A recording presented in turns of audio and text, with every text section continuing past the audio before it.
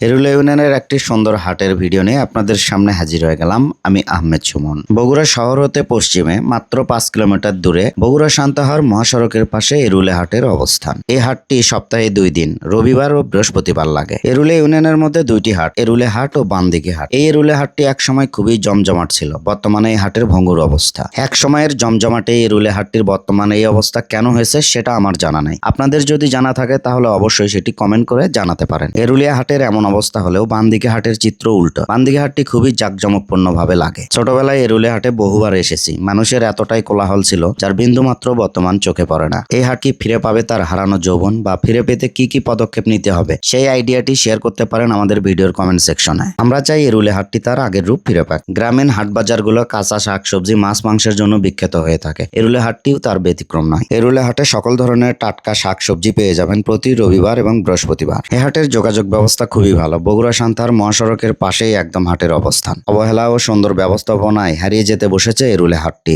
দূর দূরান্ত থেকে একসময় পাইকাররা যে হাটে ধান, আলু, গরু কেনা বেচা করতে আসতো, সেই বাজারটি এখন সবজির বাজারে সীমাবদ্ধ হয়ে রয়েছে। এখন এই যথাযথ ব্যবস্থা না নিলে হয়তোবা একসময় এই এরুলে হাটটি আর থাকবে না। তাই ভিডিওর মাধ্যমে অনুরোধ জানাবো, যথাযথ উদ্যোগ নিয়ে এই হাটটিকে আগের ন্যায় ফিরিয়ে আনা হোক। না হলে এরুলে হাটটি বিলুপ্তি হয়ে যাবে। ইতিমধ্যে এরুলে হাটের অনেক অবকাঠামোই কিন্তু বিলুপ্ত হয়ে গেছে। একমাত্র সঠিক সিদ্ধান্ত এবং সৎ উদ্যোগী পারে এরুলে হাটকে বাঁচিয়ে রাখতে।